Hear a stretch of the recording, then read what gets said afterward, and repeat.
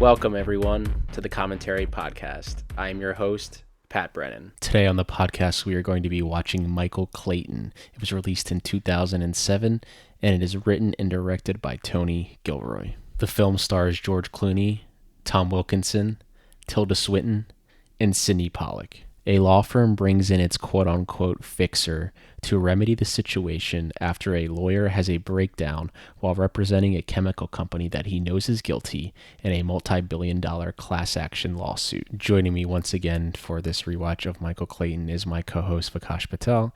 I will drop all of his info in the episode description as usual, so please go give him a follow and check him out. Now I'm going to be watching the Blu-ray copy I have of Michael Clayton. But you can stream it for free right now on Amazon Prime. You can also rent it on Amazon, Apple, and Fandango at home for $4. I say we get things kicked off. We are going to be pressing play on Michael Clayton, and I hope you do as well. In 3, 2, and 1.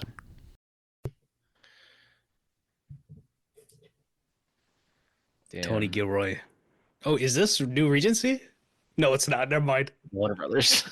When Warner Brothers was good, now they are not. I mean, they got Sinners coming out. See, that's the thing. They do things that are diametrically opposite. Yeah. Tom Wilkinson. Let's talk about this just off the top. This man is amazing in this movie. I don't know if he got a supporting nom or something. He definitely deserved it. He did. He got a support. He's got 7 Academy Award nominations. 7? Which is weird because I feel like it's weird to call this movie underrated, but I feel like it is underrated. It's underseen. It's not underrated. Yeah, I think underseen. Then again, it does have like this Kenner Bachman lead-in logo pisses me off every single time. That is CGI.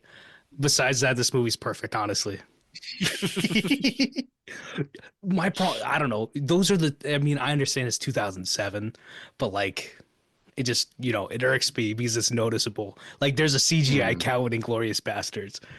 Yeah. But this monologue that he goes on one, I guess, like towards the middle of the movie too.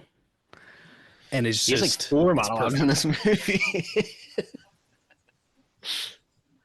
He's like 4 of them, but it's good. It's perfect to like set the tone. Yeah, because then you realize like he's obviously like having a mental breakdown and has like mental illness. Like, yeah. Then you go back and rewatch it and like listen to the scene. It's like what the fuck is he talking about? But it's just like, is like you're like riveted by what he's talking about though. Even though he is mentally ill, he's still like, it's like he's crazy, but he has a point, and that's the whole genius of it. Yeah. And everything he's saying, there's not a single ounce of lie here. Yeah. Yeah, and he's like the chrysalis excreting out, and like, that's a testament to Tony's dialogue. The god of death. So anybody listening to this, if y'all go to IMDb, I got a good chuckle out of this. One of the goofs is like, oh, like Shiva is not the god of death, it's Yum. And I'm like, hold up. Don't like y'all don't even understand my culture, like legitimately. And I was listening I used to argue with my teachers in high school. They'd be like, "Oh, Hinduism is a polytheistic religion." I'm like, "It's a monotheistic religion, technically, and this and that." And I'm like, "Your book is wrong. Y'all don't understand any of it." I know. And this whole monologue is what? It's like 2.5 minutes, 3 minutes almost. But it sets the tone perfectly. And this shot, it comes through the room, and you're just following it all the way to Sidney Pollack. This guy, great actor. He was on. I was rewatching Leverage recently. Great show. Yeah, he's in it as a guest star, but he has such a memorable face. I was like, oh, I know this guy. Yeah, every first time I saw this, I didn't know like who Sidney Pollack was. Perfect. I know. I was listening to the big picture. It's actually weird that we're recording this, and I had watched this past weekend that they're doing a 25 for 25, and Michael Clayton was their first episode. 25 for 25, meaning like the best 25 movies of the 25 movies in the last 25 years. Last 25 years. And they actually brought up a good point because I think this is the first time I knew, like, I didn't really know who Sidney Pollack was. I didn't know he was a director as well. and they're like, is this Sidney Pollack's best work? Even directing, producing, act, is this No, his best work right here? no. I was like, that's an interesting question because I like a lot is of he a his better movies. I think actor than director? no. I think he's just as good of a director as he is an actor. Because like some of his movies, I'm like, they're solid, but nothing like amazing. Besides, I'd say his That best movie is probably Three Tootsie, Days of the Condor or 3 Days Tootsie. in the Condor, and that's another one Um, that's I'd compare that to this. Not maybe not Marathon Man, maybe Parallax View. Yeah. this is very networky to me. No, yes, network. Especially when I'm talking in the street. I think I was listening to the commentary and they were like, because like it's funny when people always it was actually Tony Gilroy and John Gilroy who edited this too. Were on the commentary and they were talking about how everyone like compared this to Network. And they're like Interesting. that's and they were talking because there's a scene on the street they were talking Ooh, about and they real quick. The guy here, the plumber, is Brian Koppelman, the guy who made Billions. I was like, I know this guy, and then I had to really go back and look. I was like, oh, that's Brian Koppelman. um yeah he like they were talking about that scene and they're like yeah well Network was filmed to block over the same exact scene so yeah I can Really? see Oh, yeah I gotta I'll tell rewatch you Network I'll tell you the scene that they were talking about.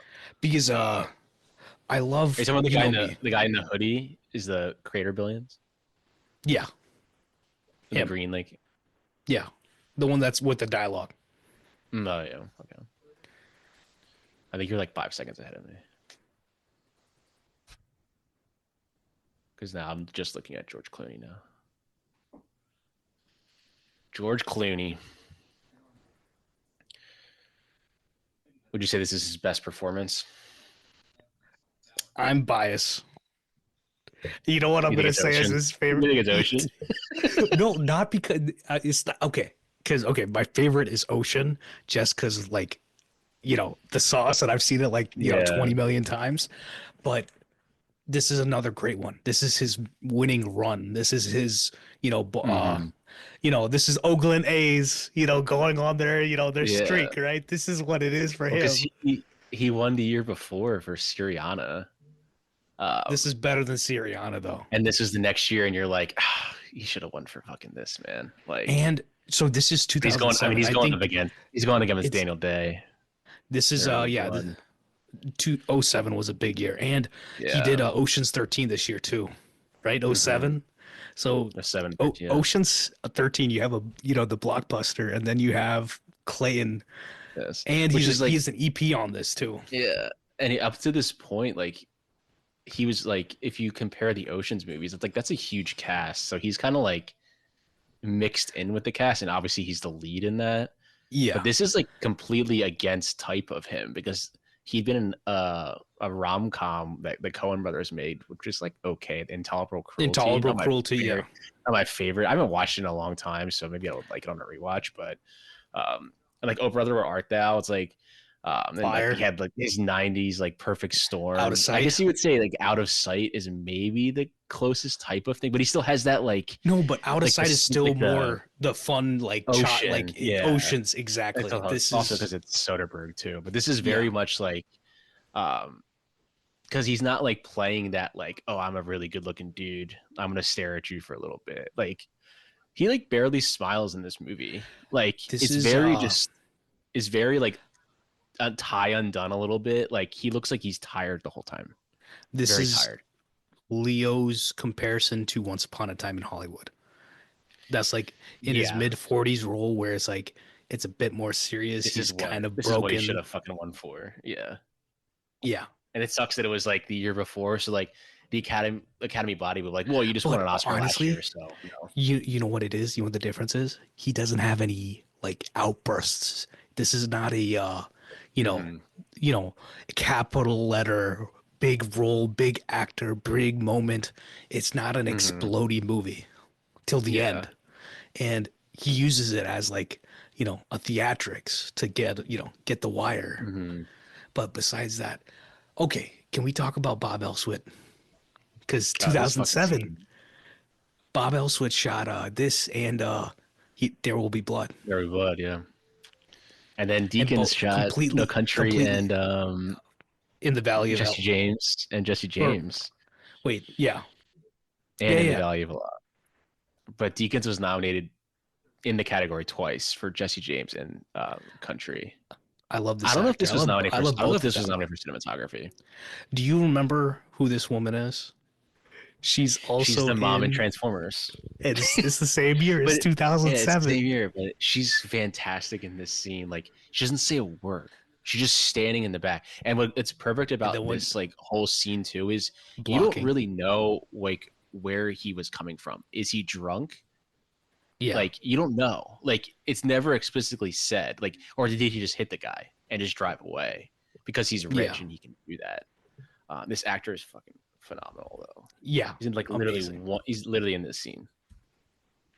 But see, that's the thing. If you look through all of Tony's movies, every single one of them, all the character actors are fantastic. Go into Andor. Every single one of them is fantastic. The guy who Dennis plays the O'Hare. commission, who plays Commissioner Gordon in the new Mm-hmm. Batman, he is in Andor as like a chief. He's got like this big scraggly beard. You couldn't even tell it was the same guy, but he's amazing in the show. Mm-hmm. But This actor's name is the Dennis frame, O'Hare. yeah, he's fantastic. I've seen him in so much stuff. He's one of those actors where it's like, oh yeah, I know this guy. He delivers. Mm-hmm. I know this is one of my favorite lines. Obviously, the best, probably the best line in the movie. We said, I'm not a miracle worker. I'm a janitor." Oh man, And it's like even the writing too, like coming up when the phone rings. He's like, "Is that the cops?" He's like, "No, cops don't call." Like, but like this is if anybody wants to study a script, this might be one of the ones you want to study mm-hmm. because it is really that great.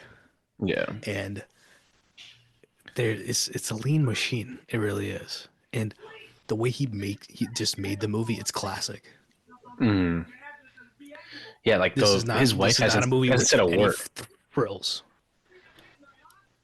but the blocking is fantastic. Mm-hmm. Because you And it's see not her in the doing. It's not back, like and she is it's stressed. yeah.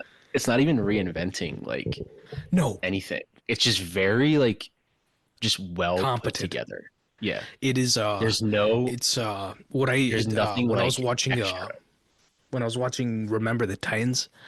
It reminds me of the way Clint makes his movies. Clint Eastwood makes his movies. They're very, you know, very much this not pork and beans. It's just the beans.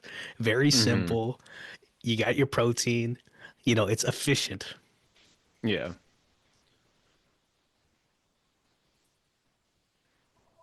Yeah. Right. The phone rings. He's like, yo, that's the cops. No, cops don't call. Like, And that's the best part, isn't it? yeah.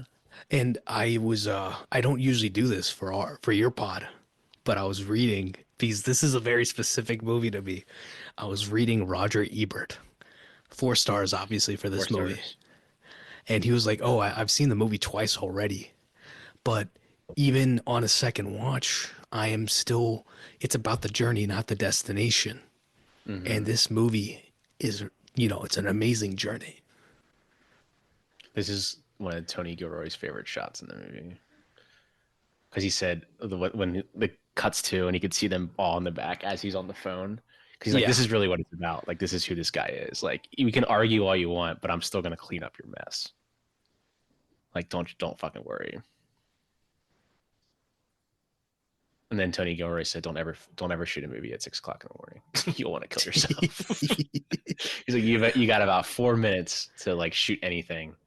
oh, I know. It's the same thing for Sunset too, right? I mean, especially if you're Mm. shooting film. I And mean, they did some obviously full circle there. You'll see later them in the car. yeah, And like this, it's the same exact sequence. Obviously they cut it down, but the music's the same like type of music, but way louder. tenser. It's Yeah. more tense, like because they're like, where is he? Like obviously trying to find. You know why they're trying to find him. Are you a big fan of like movies that come full circle?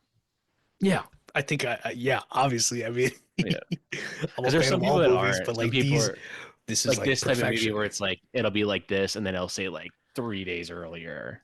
So you're gonna But the lead all thing is, back up to this.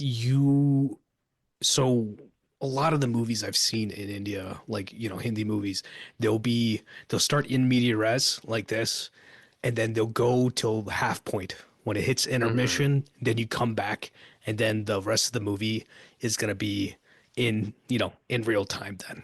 Mm-hmm. So it's like it works in that way, and this works great Yeah. too. But this is a movie, you know? This is Yeah. cinema. This is not TV. You don't need to pull this out. Four Yeah. episodes, 5 episodes, 6 episodes. This You're would in, you're be out, this would be like and that's a it. 5 or 6 episode probably HBO show, and you're But the like, thing man, is, all right. this right here, as a movie, I might rewatch this quite a bit, you know? You know how you rewatch Collateral? Like I rewatch Collateral a lot, you know? Mm. It's one of those movies where it's like it's No, I rewatched this a comforting. lot too.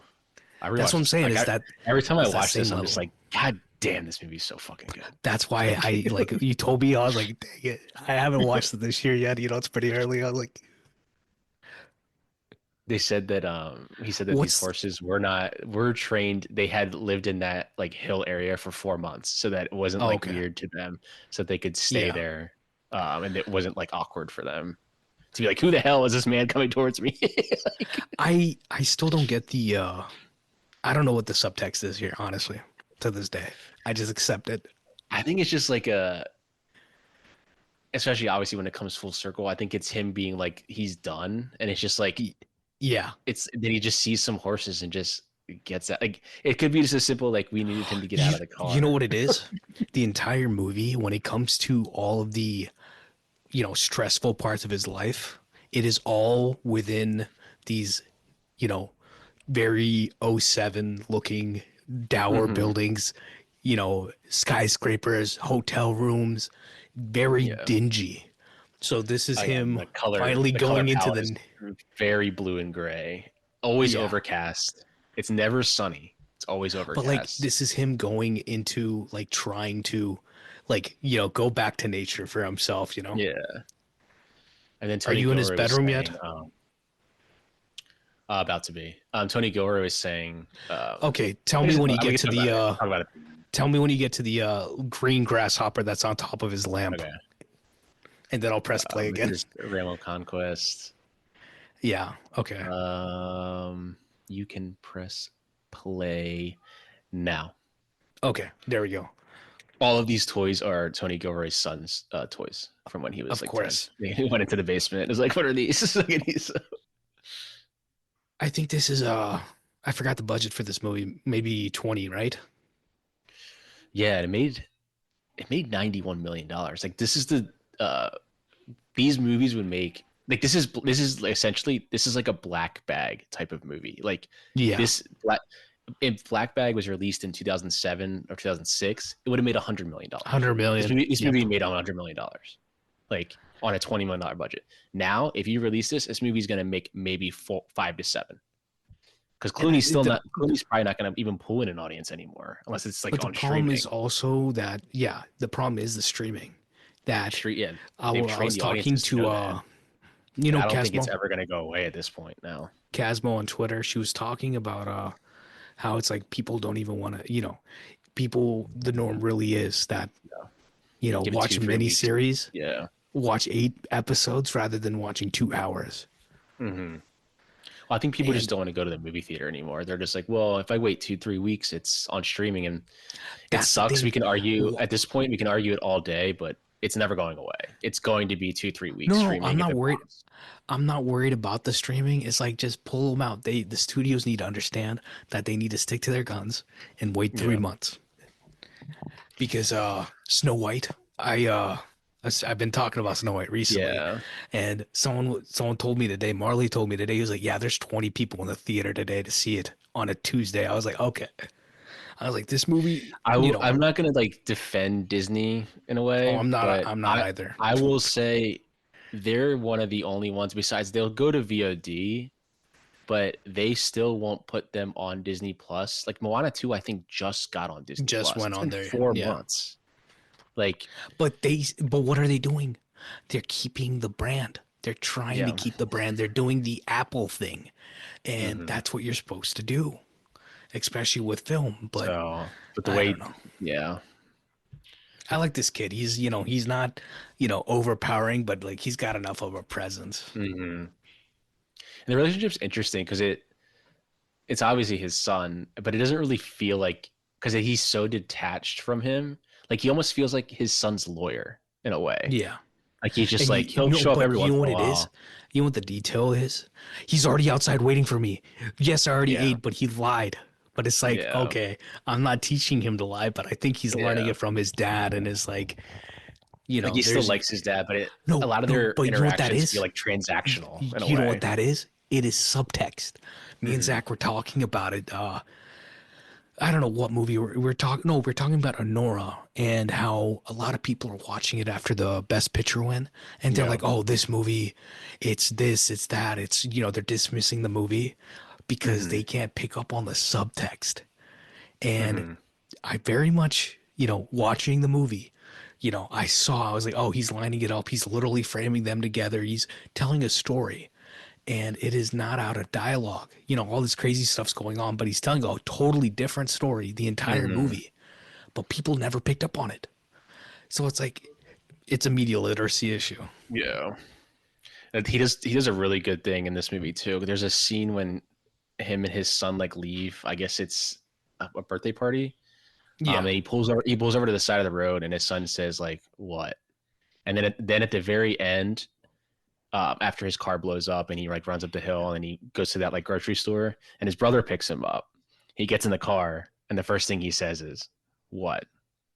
And Yeah. it's a very like it's almost like him and his son are like kind of the same person, where it's like it's a Clayton type of like they both deliver the line essentially the same exact way. Like what? Like what's going on? Like what are you? He knows how to do character work. I think that's the greatest thing. Oh yeah, this is easily like I don't know there's why, or actually, I know why he didn't do it, but he totally should have directed on Andor. yeah.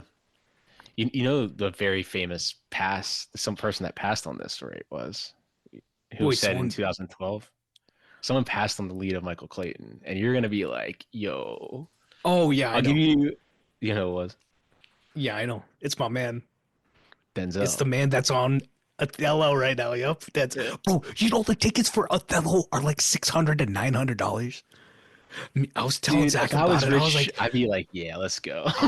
we would be there together. Oh, I'd I be was flying so in to see that. no. I was literally like, Zach, Jake and Denzel next year, they're gonna be on Broadway. We'll see how much the tickets are. And I was like, oh my gosh. Six hundred And dollars. people are like, oh, they're breaking new records and this and that. And I was just like, it's not worth the money. No offense. Um, I mean, if I Like you was rich, said, yeah. yeah, yeah. I'd be there every night. Oh yeah.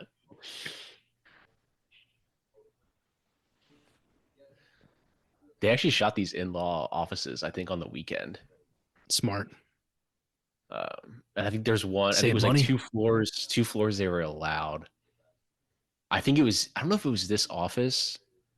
It may have been. They only were able to shoot for one day. So like, I think it was this room. So they shot like 4 scenes in one day.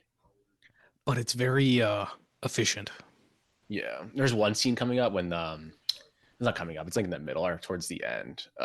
When Oh yeah, very fast Sidney movie. Pollock Sidney Pollock's in it in the room, but like the way he looks up and he sees Michael in the window, and that's how he Yeah. recognizes, and he talks to him like through the window.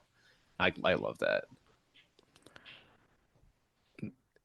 When I watched this I guess a couple of days ago, I was like, this went by so fast. Like we were talking Hmm. when I was watching it, and I was like, wait, 2 hours went by. I can't even believe it's Yeah, been 2 hours. And it those are the rips. those are the Was only this? movies I that want to we talk see about over on my pod. Like they have to be the fun ones. because this one Tilda Swinton won the Oscar for this. I want to see the other She did? mhm, supporting actress. It was nominated for James Newton Howard's score. Tony Gilroy nominee for writing. You probably should have won it. Let's be honest. Um, he's nominated for directing. Tilda Swinton won supporting. Wilkinson nominated for supporting. Clooney nominated for lead. Who And then won Best supporting Picture, that year? Javier Bardem for No Country for Old Men. Rhea was stacked. Okay, okay. Kind of difficult to.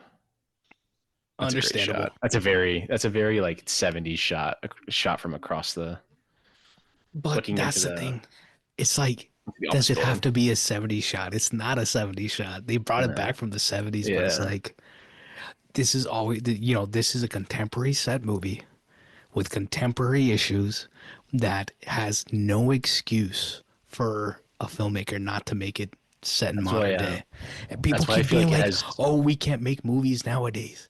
No, Yeah, y'all you don't can. have the I think I even. I don't want to say the word, but they don't have, they don't have the energy to do it Yeah, properly.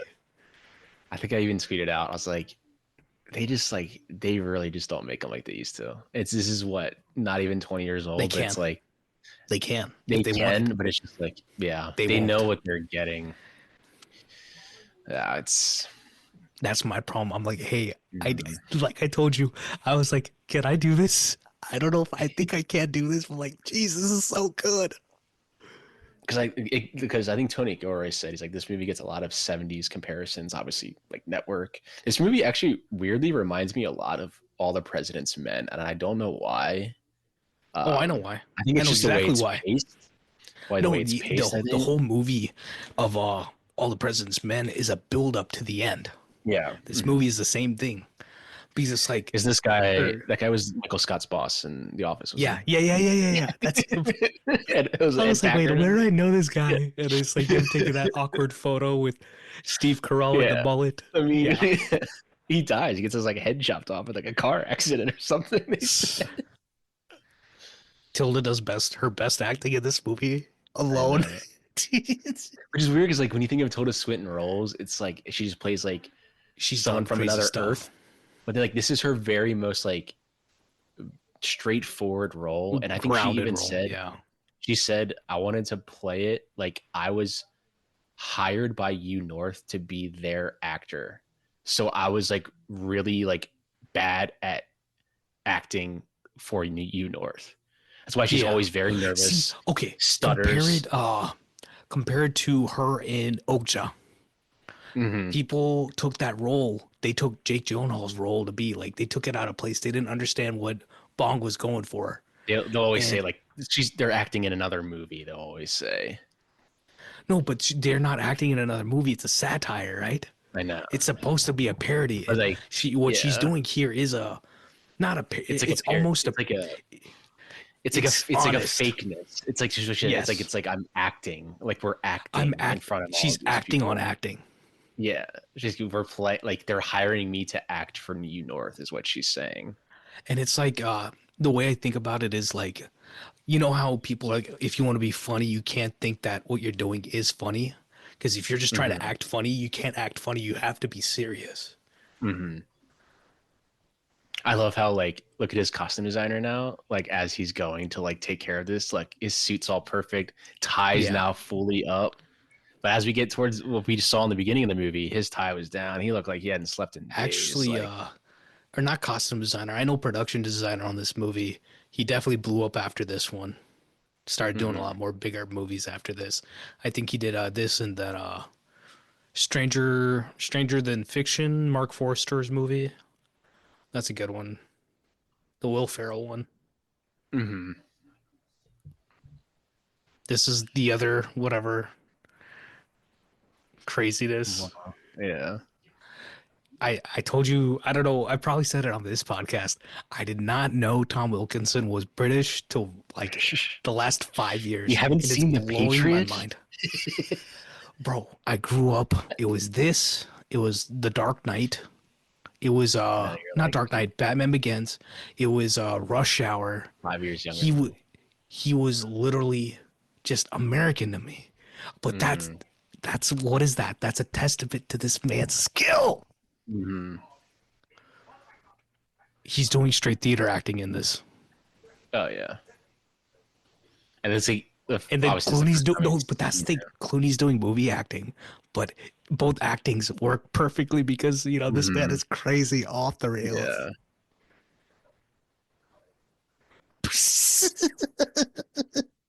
Just fucking.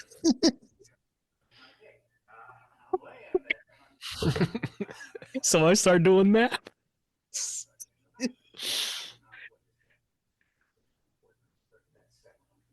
He's just it's oh my god. Like if I was just What like watching this, I'd be like, good lord, man. This is. But yeah, Oh, man. you're right though. It's This like is. he's having like This is. obviously a mental like illness and like a mental breakdown, but like But everything he's the saying like is delivery. correct. Like This is he's so right in what good. he's saying. Yeah. This is so good.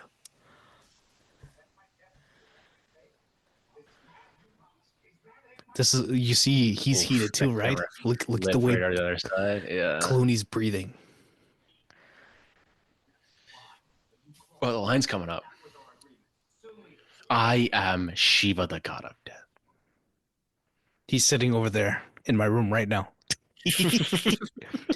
See, uh, the way brown people, the way Hindus explain it is, God, generator, operator, destroyer, and whatever name you want to put on it. Shiva is pretty much the god of death to one extent or another. That the force that creates this world gives it life and destroys it. So my man Tony Gilroy was right. Okay, which is funny because last time we were talking about Oppenheimer. This is probably the only like yelling George does in this. And that's the thing. He's only doing it with someone he knows too. On top of that, he doesn't even yell at his kid. He yells at the one like work friend essentially. Yeah. Meredith Weaver. She's gone on to do more herself. Did you ever watch Unbelievable? It was And then it was a mini series with Caitlin Dever. what was the yeah, I watched that. What was the Western she was in? Godless? Was it? Godless, yes. Scott Frank, yes. Yeah. It's her, That's it's good. Jeff Daniels, and I love Is Scott Scoot Frank McNairy in too. that? Scoot McNairy Yep, in yep. that? Godless, Scott Frank. He did that. He did Queen's Gambit is the one that popped off, and then he just did Monsieur Spade with Clive Owen, another one of our favorites. What I love about this scene is they like actually shot like you're not in the courtroom like you're just seeing it through this But recording. this is I love what how I she mean. looks at I think she looks at the camera like back at the camera there for a second like Yeah, but this is like 2007. This is how you do tension, right? Using Yeah. technology. This is what I mean. You can do it if you want. I was like because obviously them watching the video is obviously the first time we're also watching the video as an And audience I love member. the sound. I love the sound that you get that diegetic sound from the room, and it's just like straight crazy. And I love you. This is like I'm being serious. This Basically is like confessing his love story. this is like legitimately one of my favorite supporting actor roles that ever. Period. Oh, that costume design is so like 2000. It's so yeah, it is. It is.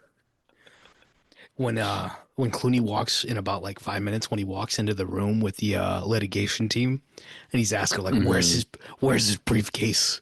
And I'm just like, all these guys, Yo, I'm homie, like this. briefcase? Where's my briefcase? Did you do Collateral in the pod yet? I did. But if we do Man again, I'm always down to do redos Because, because it's a different conversation with other people. We watched it when you did the festival thing last time, right? I think it was just me and you. Yeah. It's just like two bros Okay. watching Collateral. Yeah. Yeah, I love how they paint him kind of like because this is when the first time you're hearing how far I don't know how far we are in this movie. I had a friend who went to Fordham actually. Listen to this. Side tangent.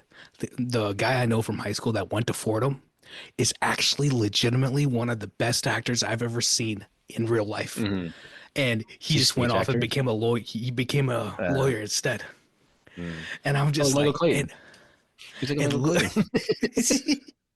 and I was just like, legitimately, like and I'm telling you, he's effortlessly hilarious, effortlessly serious, and you see those talents, and they just don't go into the arts because they know like I can't make money off of this, and intensely smart, very smart guy too. And he used to act. He was a theater major in high school, so like he would always act in like short films and stuff. So, Catherine Waterston. I don't know if you clocked that before. Oh yeah, I did want to rewatch. I was like, oh yeah. It's always one of those like you watch these movies, you're like, oh yeah. It's like watching Born Identity. Walton Goggins is at one of the computers, like Yeah. in the FBI office. But you see what I mean, right? With the what do you call it?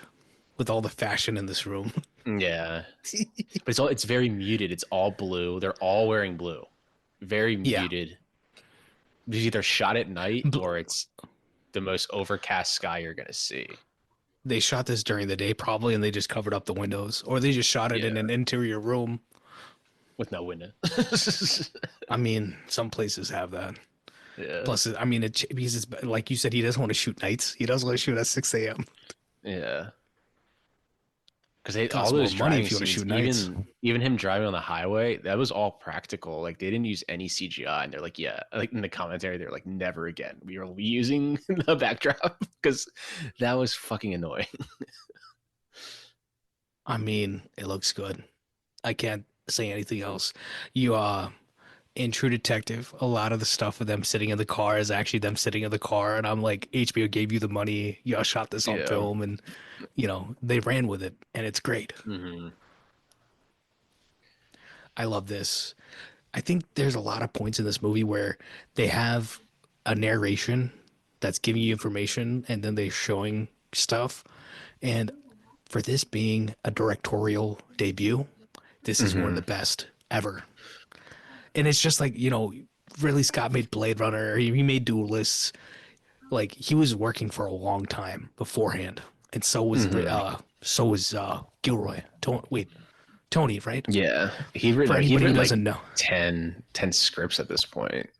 And For he anybody who was like one of doesn't those when studios would hire people to quote unquote clean up a script. He was like a big clean up a script guy before this.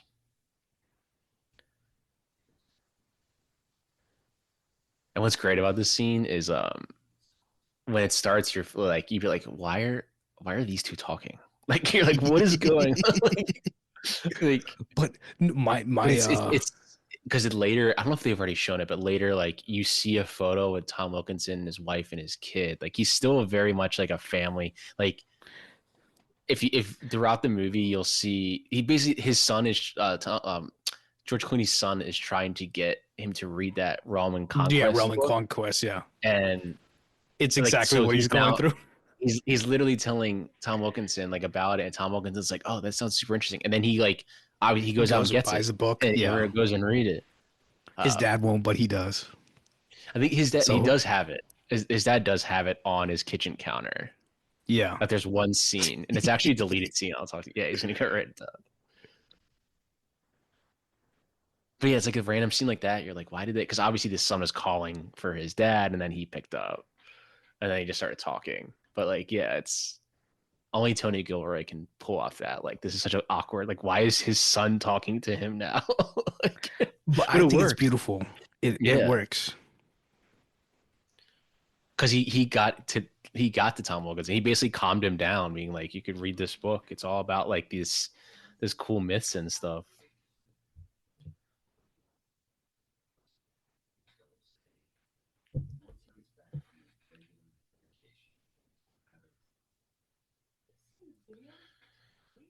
Tilda and George. Yeah, I always say Up in the Air is my favorite George Clooney role. But this is obviously his best performance, and it sucks that he should have won. I don't know. Going up against Daniel Day Lewis for There Will Be Blood is a tall task. Tilda, man, phew,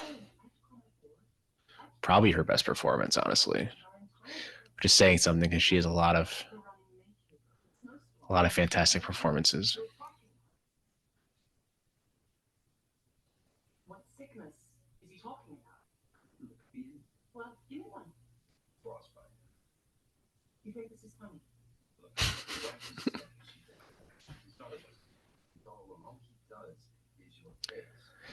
Yeah, going from that last scene to this scene too, of them talking, his son and Tom Wilkinson talking, and then now these two talking about them, being like he has nobody, but it's so easy to actually connect with him if you can like actually speak to him to his level. instead of talking to him like a lawyer, even though he is a lawyer. He's was one of the top lawyers for them, but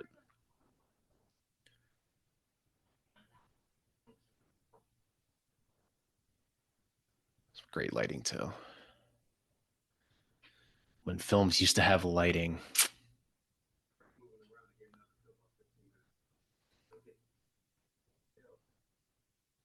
It's so blue.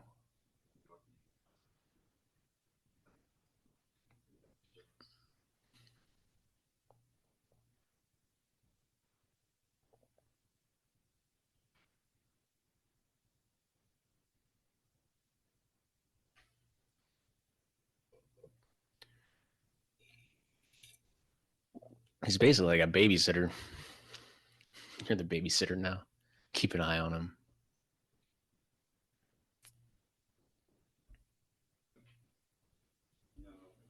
Like this type of shot is something that like a studio would not like.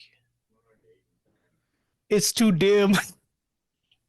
Well, you can barely But, see his but face. Like you can't see George Clooney's face at all. It's such a good shot though. but what if I The told you lighting is perfect. that you don't need it? And the shot with the It's fake because all the I rewatched Clute the other day and like bro, watching that I was just like Gordon Willis. like that movie is so dark, like lit, Oh, I know. so dark. And I just I think rewatched I it saw last year. R.I.P. someone Donald complaining Sutherland.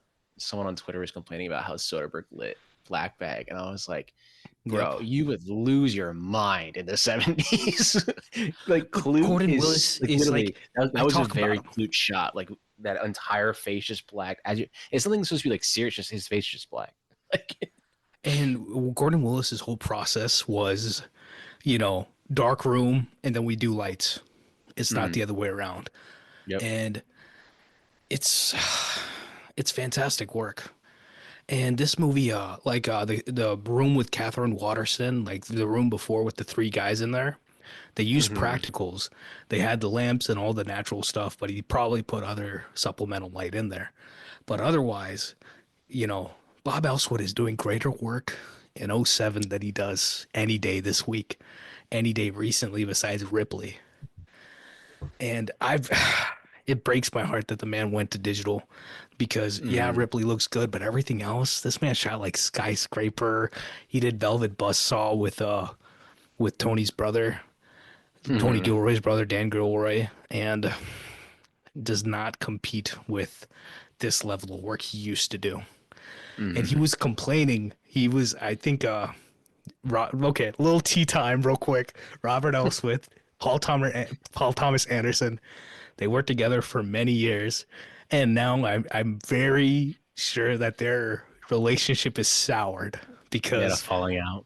because Bob also is like, oh yeah, they used a bunch of smoke and stuff at Phantom Thread. Like that, we would have never done that. I was like, it's because you didn't shoot the movie. Yeah. And Phantom Thread is a exquisitely shot movie. You know,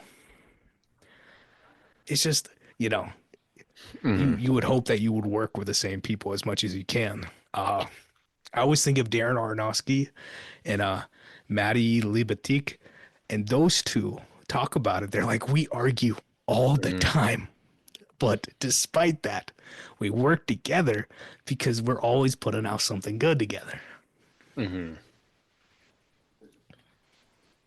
You don't have to be toxic to put in, good work, but some of these people still toxic out there. George Clooney's a Like you good said, phone muted actor. colors. Oh yeah, he is. Yeah. Well, even that shot, it's like it's a very simple shot, but he's moving Uh, throughout. Because Tony Out of Gilroy sight. Yeah. praised his ability to like know where his marks are, George Clooney, and Clooney even said he got that from um who did he say he got that from? I have to look it up. I think it's something where if you I I think it's with men more than women, just because of the toys that you're using as kids. You have a better depth Mm-hmm. perception and like geographical location sense. Because Mm-hmm. the classic in science they talk about it's Legos versus Barbies. Mm-hmm. And I used to sit in class. We used to do stuff where stuff with like, chemical compounds. And I'm like, oh yeah, okay, I got it in my head. I do it. And then other people, they have to sit there with molecule structures and like do it out. But yeah, I can 100% believe that someone like Clooney can get Yeah. that mark. It was And there are it's longer Spencer shots in this Tracy. movie. It was Spencer Tracy, he said. Because if you Who's watch a lot of Spencer Spencer Tracy? Tracy, how dare you? But it's I'm being, bro, a lot call me old uncultured. time, old time actor Spencer Tracy, married to Katharine Hepburn. Nothing. Nothing, Okay. nothing. If you What? go watch Tell me what Spencer movies he's Tracy, been. guess who's coming to I know, dinner? obviously, I know who Catherine Hepburn is, but They basically the were in a first lot of movie things we did together. was Woman of the literally Roman Year. Holiday. Yeah, that's Audrey Hepburn. I'm gonna Oh, wait. leave this Wait, this wait. podcast. Can you tell I'm Uh, tired?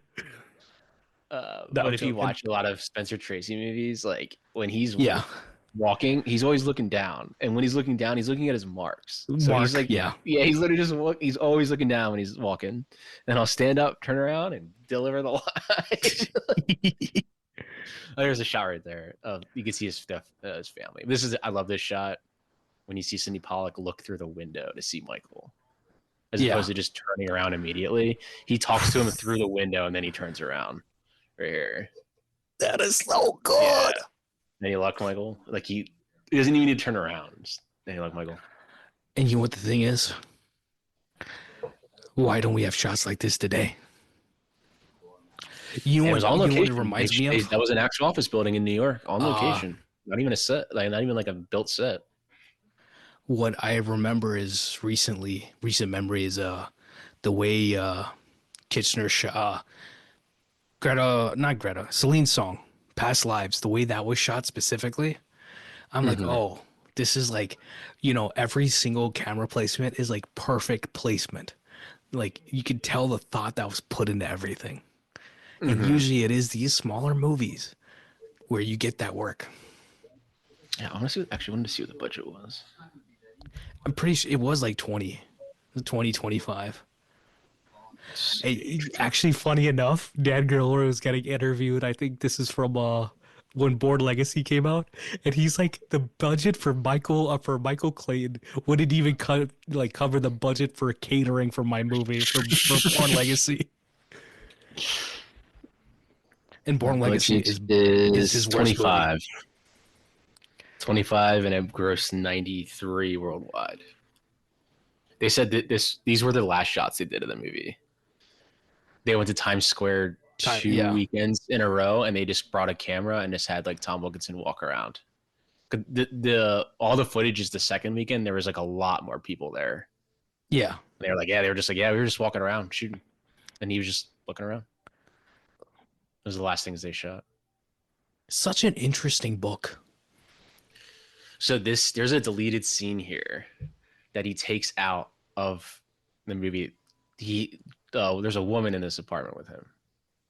Oh, you're talking about his girlfriend. She's and he completely takes her out. Anybody who's seen 0 Dark 30, it's the woman that's friends with the main character. Also, she's in Contagion. She's fantastic in Contagion. But she, like, her character, it just breaks my heart when I watch 0 Dark 30, because it's like, what's about to happen and you don't want it to happen to her, and it's so intense. And her scene was cut, and like it makes sense. It's like he doesn't need a love interest. Like it's too much. You don't need to have that. But you can see that he had the book on his kitchen counter, so like he bought the book. He just hasn't read it yet. But it's like Arthur's already read it though. Arthur's read it front and back. If He's taking notes. If you add a girlfriend here, if you add like a significant other, you're adding an element that is unneeded. It's adding a level of stress that, and it's like takes a 4-minute away. scene. It's a whole 4-minute scene. But it's a waste of time, honestly. I would have cut it out too.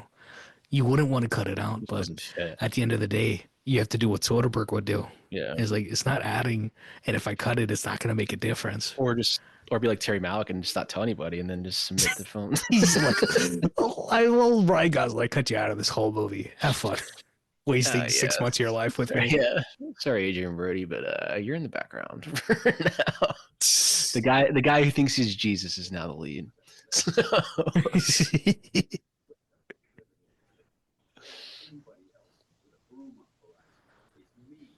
this See, also this that's another detail. obviously Mailbox gives is me a full. very Every single little thing you can add in mailbox is full. He adds in every little single bit of tension you can I love with a that. modern setting. Such a good shot. Times Square is annoying to No, be in. y- I don't know if you've ever been y- there, oh, but I hate it. when it's used in movies, it just looks fucking cool. Like, Mr. Robot uses it fantastically. mm, like it just looks fucking cool. Wicked, best musical Oh on the yeah. bus. Wow, they knew. All Tony these Gore years was like, later. give it time, 2024. What I Wicked love Part about One. the shot that does rotate around him, they did it slow enough to where you can catch it. Because sometimes they Mm-hmm. do those shots and they kind of feel like you feel vertigo. Like they just don't feel right. And that was done Oh perfectly. yeah, this is very Pennsylvania right here. Sweet home This is like Alabama. this is very like Doo-na-doo-doo-doo. 1950s America Yeah. here. But it's like, that's the thing. It's like, especially if you don't have money, like those places just stay like that, don't they? Mm-hmm. What's the whole point? It's like this movie is also very much The Insider, which I feel like doesn't get a lot of Bro, mention. we were talking. What did I literally, I made a list of Like if you movies think about when it, I it's was like watching this. Tom Wilkinson and George Clooney are like the Russell Crowe character of that movie, or like Russell 100%. Crowe, like no, Al Pacino is like kind of like a Michael Clayton in a way, and there's a reporter, but it's like they're both They're on basically the like same side. saying like what they're doing is wrong, and we know it's Yeah. wrong, and they're just gonna cover it up. And I obviously there's this whole like love part here, but Everybody listening, pull out your letterbox real quick. Pause the movie. No, don't pause the movie. I'm just saying. Okay, 16 Blocks. Richard Donner, his last movie, I think it's 2006. The Insider, 1999. Michael rattle them off. Mann, Al Pacino, Russell Crowe. Amazing movie. Can even add Clute into this. Add Clute, 1970s. Jane Fonda. It's technically her movie. It's not Clute's 3-1. movie. And Yeah, then it's really her movie. 2017, Paul Schrader, First Reformed. And then throw Throwing Network, in all the Sidney President's Lumet, Men. all Sidney Alan James, Lumet both. I got two peculiars in there, Clute and All the Presidents. and or all the President's Men. Cinema Pursuit. We already did it. We talked about it. And amazing movie. We're gonna do it on this pod too. And the thing that Maybe you very soon, very soon. no, what you brought up is such a valid point. Is that when he gets killed in a few minutes, it's the opening of All the President's Men. Mm-hmm. It is very much that kind of Fincher vibe, and Mm-hmm. it's clean. It's See, this scene's so good when they kill him. They rehearsed it. yeah, Because I think Tony Gilroy told them, is like, you don't have to like, they rehearsed it for 4 months, those two guys themselves. They rehearsed it for 4 months. There's no dialogue at all. And it's coming up. If you watch them, they Yeah. never look at they never like look at each other in the eye when they kill him. They never look at each other because they know it's because they know that they're just killing somebody just to kill him, to shut him up, essentially. and but what does it say? If they don't look at each other, they've done this before, Yeah. and that's scary. And yeah, it's like, so Tony Gilroy, that's coming up over. I'll talk about it. Tony Gilroy said there was like, we were all in the other room while just watching the monitor. So we never, if you watch him when he's like holding like his hand to Yeah. his neck, he never had like a, okay, it's good now. He did it himself. He just counted how long he think it would be for that to take that long, and he go, okay, it's good. Like it's just, oh, it's such a good scene.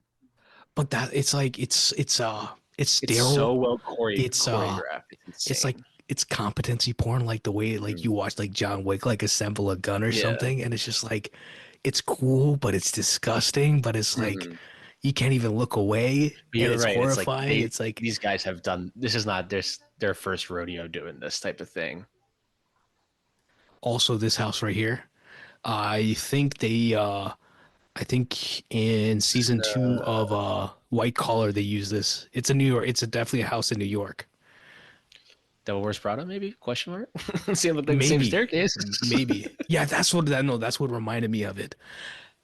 It And could be a it's house that they use for filming. The person who owns Yeah. it just leases it out. Yeah. It's a great house to do it in, right? Oh, Sidney. God, He Sidney died. Pollack. He died not too long after this, no? 2 years? I think he died when I was in high school. 2008, next year. He had a heart Oh attack. nope, never mind. I was in high school. Sabrina. He directed Sabrina. The Sabrina he has. I have the DVD sitting right over there. We'll The never come up Harrison to the Ford original, one. but it's still a solid movie. But it's hard to No, remake I a don't know if you know Audrey, Tasha. Audrey Hepburn, Audrey Natasha Hepburn, Humphrey Jones. Bogart. She she's like the greatest John Williams fan I know, and she's like, y'all sleeping on the score for Sabrina because it's one of John Williams's best work. Mm. It's I listened to it, I was like, dang, she's right. I think the Catch Me If You Can score is one of his most underrated. Yeah, it is. It is sensationally like perfect score. I mean, this scene's like essentially like the heart of the movie here. Because he tells him like he is still a lawyer, but like he just kind of cleans up their stuff. But he Yeah. owns a bar. He owns a bar on the side. Like he's like, I wanted a way out. It's like, How do you deliver information to your audience and it doesn't feel disingenuous, like you're talking exposition. to them? Yeah, it is And exposition, but it's not like, why did you open the bar? I told you not to do that. He's not saying that. He's like, but you said you had the bar. It's like that's all you yeah, need.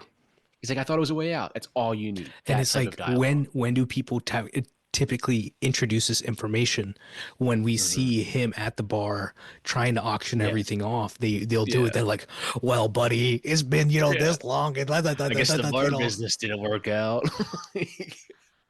It's like two simple lines where it's like, oh, he didn't even know he invested. Like he's trying to get out of this. But Pollock yeah, so produced he this too, essentially, right? yeah, he got a Best Picture nom for producing. Ooh. Mm. I mean, Pollock was a very big figure in Hollywood that doesn't really get talked about a lot. Yeah. I don't know if I there mean, was he something won. He wrong, won. He won but Best Picture like for he is Out fantastic. of Africa. Had Best Picture and Best Director, I think. He And had then two Oscars. what about his role in Eyes Wide He Shut? just That's seems the like first time I knew who oh he yeah. was. He's sitting As there people with the say, the woman and he's like shirtless. yeah. It's funny. It's like Sidney Pollack. And people are like, "Oh yeah, that guy's in Eyes Wide Shut." It's like he has like two Oscars, right? He like directed Yeah. Tootsie. But that's what I'm saying. I like Oh, his here we go. movies, man. It's just a scene. No, I think it's. I don't know if it's right here. But I gotta the rewatch Sidney 3 Days of the Condor. great film. Great. I need to watch the commentary of that. He does a commentary track on that. They I think I forgot who it was. I think Kino Lorber did a I have the 4K. 4K. Looks Yeah. fantastic. Yeah. Um, Sidney Pollack always reminds me of like that guy would be a great grandfather to have. Is Sidney Pollack?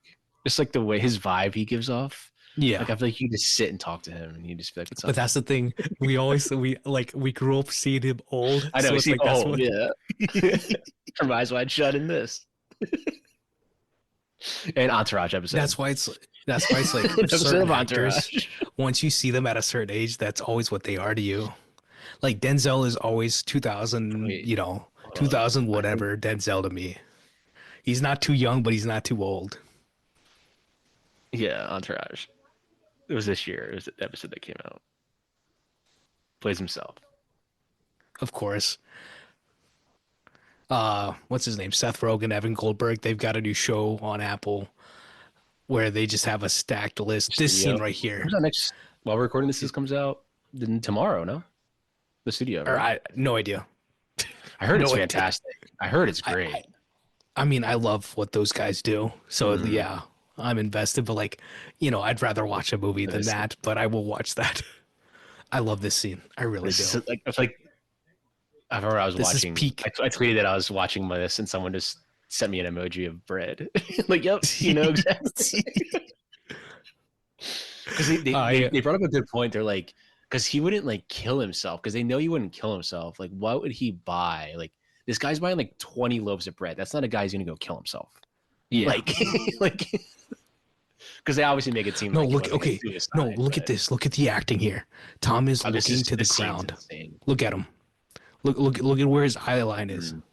I think this is His head is down. probably He's looking down, and then he's kind of looking up at Clooney. And that's like, I don't know if you've ever been around like mentally ill people, but that's like they it's can't like look you in the eye. Yeah, is the ways I've seen I it is think it's much more intense. I'll tell you that. It's like because they're like legitimately off the rails and on the verge of violent situations.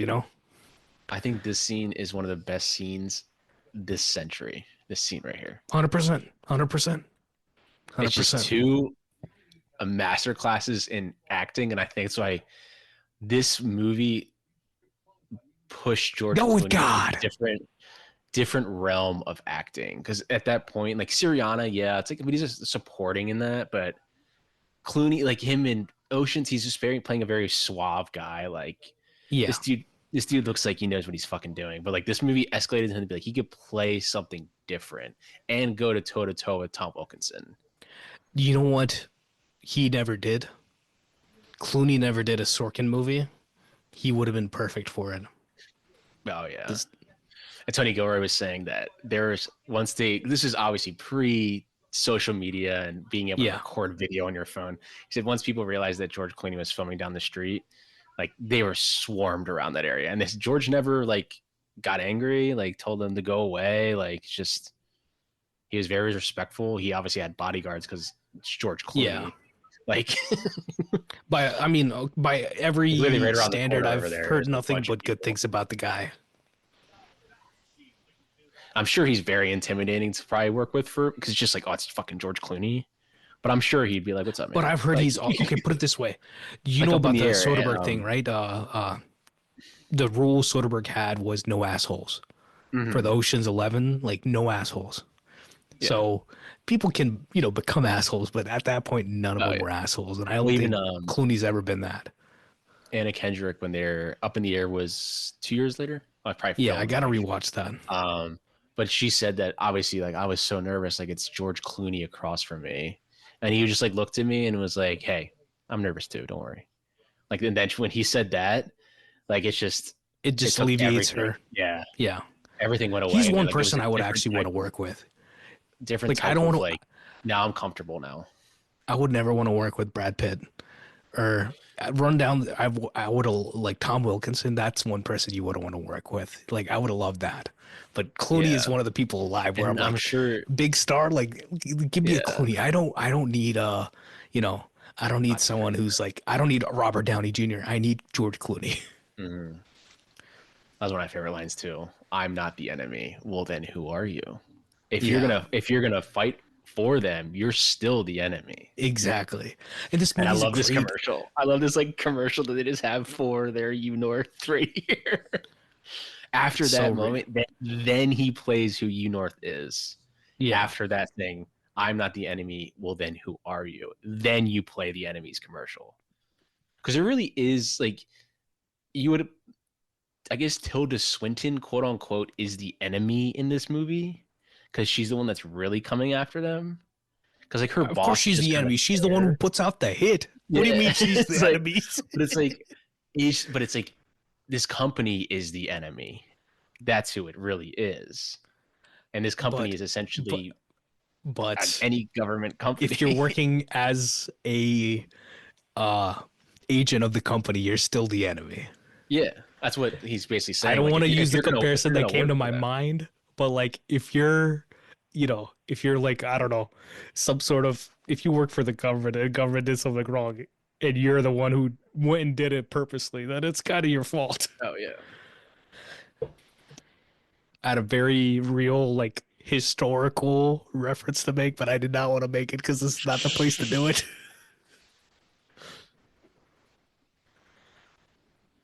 Don Jeffries signed this. Good old Don Jeffries. I like this score right here.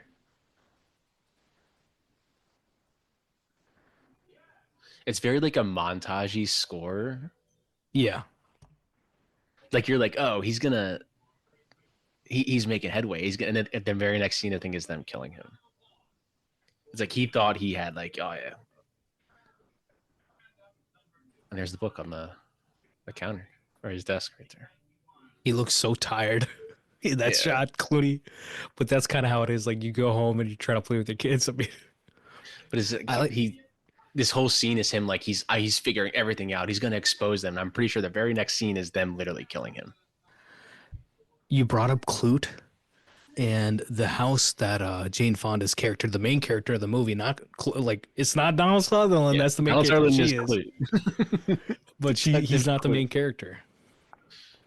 But that room, that place that he's staying in, very much reminds me of the place that Fonda's staying in Clute, especially that one That place loft. where the dining table is. Yeah. Yeah, very insider tobacco. We'll pump it right into you. God, you know what the problem is? Now I gotta write one of these because I love this type of movie, man. Yeah. It is like I'm telling you, it's a cliched thing to say, but I have yet to see a movie in the last 10 years that is like this. and I'm trying to. It's like Maybe, quote unquote, this. maybe What do you? Dark Waters. But Maybe. you try to label these movies as like almost political thriller, lawyer thriller. Like there's no specific thing you can label this as besides it being thrilling. And it's like you have to find your own place within this sort of sub genre. And I think as the time goes on, there's plenty of places you could do this. Just for our time, you could make one like this about AI, and it would be. Honestly, you want this should have been. Oliver Stone made Edward Snowden's movie Snowden with Jake Gyllenhaal or not Joseph Gordon-Levitt. It should have been like this. This is your network scene. Talking in the street in New York. Network was filmed a block over. That's why. Another building. I just ordered the 4K of JFK. Network. Oh, JFK. Ooh. I ordered the 4K of JFK, True Romance. There's no 4K for Network. Not yet. Hopefully this year. And then the Deer Hunter. I'd be salty about that. I was like, oh, for anybody, if anybody ever listens, why is there no 4K for perpetuity, if there is not a 4K for this, someone make it happen, please. Yeah. Why is there no 4K for fucking Michael Clayton? 7 Oscar nominations. If it's not a good movie, put this out. Yeah. This is a movie that'll stand the test of time. It's been, we're edging on what, 18 years? Almost 20 years. Yeah, 20 years. 18 years this fall. It came out 18 years ago. It was weird to think 2007 is 18 years ago. I know. It doesn't feel like 18 years ago. No. Like 2008. I put a tweet out in the span of October through December, you could see 2007, you could see this, There Will Be Blood, and No Country for Old Men in theaters, as well as the Darjeeling Limited. Listen to this. And the assassination of Jesse James by the coward Robert Ford. And that span, Zodiac came out in March of that year. Zodiac is in that year, but it came out in March. But I didn't start going to movies myself. I don't think I saw 2008. I didn't see There Will Be Blood in theaters. I did see No Country for Old Men in theaters. I saw all those movies in high school. I saw them in 2010 to 2014. The next year I bought them on. This was around the time, 2006, 2007 is when I started to get into movies and collect them. So Michael Clayton was on HBO a lot. I watched it on HBO all the time. Comcast On Demand is when I first read it. And I was like, that was good. I want to watch that again. Nah, I had the plug back then for HBO. So it was like the one, FBI. I got him on tape. Yeah, I got him on tape. But it's like legitimately, like it sucks that I was like 2008 was the first year where I was like, oh, like I could go see movies alone, and I was like, in middle school, and Dark Knight, Kung Fu Panda, a bunch of other movies I love came out that year, but I didn't do it before just because I was young. My parents didn't have time, and yeah, it would have been awesome to see this stuff. I didn't have A-list, so I can go to every movie and have A-list. But You want to movies were hear a only cute story? this movie was probably only $7 back then to go see it at night. Uh, $9 maybe. some woman in New York. She was like, "Hey, I don't know if y'all know, but like if you just want another place to like hang out and like have a good time with your friends, that's not like not really crazy. There's this thing called A. I'm talking about this is from like this past week, And Mm, she's like, "Yeah, you can go to the theater. You can it's AMC A list. It's like $30 a month, and you can see as many movies as you want. You can go with your friends. It's such a good time. Like I mm, highly recommend people doing this." And I was like, and see, other people would look at that and get mad, but I'm like, yes, this is exactly what we need. We need more mhm. people doing this. I saw a movie yesterday, and they're up in the price to it'd be 30 for me, but they're allowing you to see 4 movies a week. No, so there I is. mean, I don't have a Am I going list, to but see?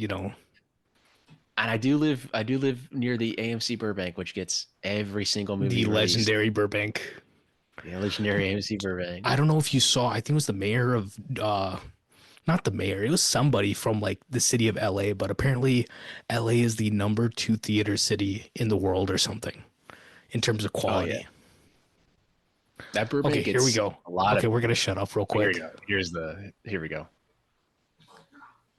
The gloves. They also had the gloves Mm-hmm. in All the President's Men. Mm-hmm. Yeah, so they rehearsed this for like 4 months.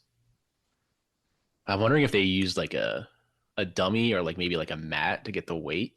Yeah, they probably did.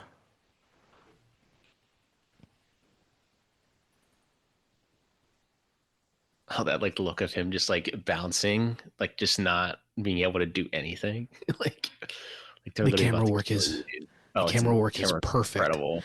Yeah. Whoever the camera operator was when they came through that door, I know that wasn't easy, but they Oh pulled it yeah. off perfectly. Tony Gilroy, he on the commentary, he was praising. He's like, our cam ops and focus pullers, man, oh, they were godsends Oh, for us. there's a scene where it towards like in the I think it's later in the movie where Clooney's getting mad. I think he's between Pollock and another character, and whoever was pulling focus, I Mhm. my best my most commendable thing I could do for somebody's work is to like pause it and rewind it and have to watch it again. I was like, Full of wait, pose, whoa. yeah. So this right here, like they don't make eye contact at all, and he just sits here, and it's like Yeah. 15 seconds of them just sitting there, and he goes, "Okay, we're good." So But that's what I'm telling you. he never called like, "Okay, now go." He let him sit there. It's like how long would you think this would go? It's like 10, 15 seconds. Like he's still going. Okay, it's good. Yeah, it's just like it seems so natural. Like these guys have done this before.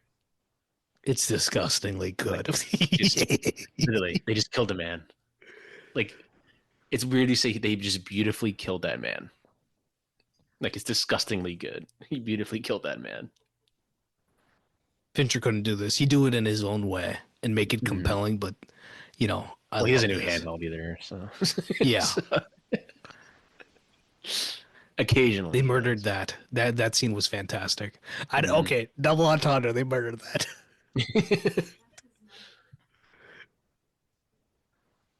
That's Tony Gilroy's wife in the back. Which one? The one in the back. The one rubbing the his. I think it's supposed to be his sister. Yeah, I think it's supposed to be his sister. This house, classic.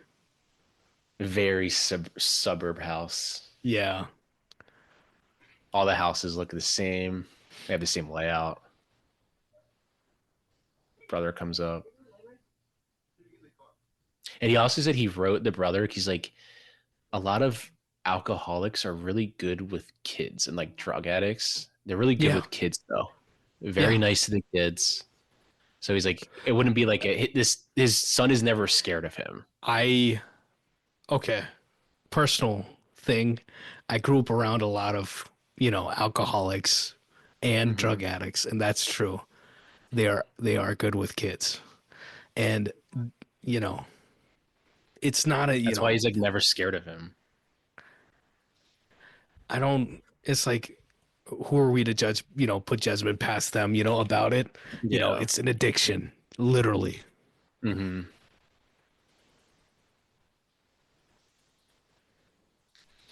I think the one good thing is that he did introduce him because he has to bring him back later in the movie. Yeah. That's what I was And talking about. This look at his he pulls reaction. He's just like, over. you can Yeah. see how angry he is. Immediately. Yeah. And he pulls over. Then his son says, like, what? And then when he see his brother again, has the same conversation. Like, Yeah. what? Yeah.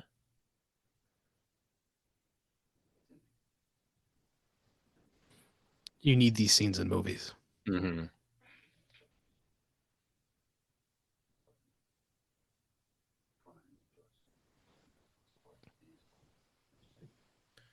You're a good kid. Hey, you're a good egg.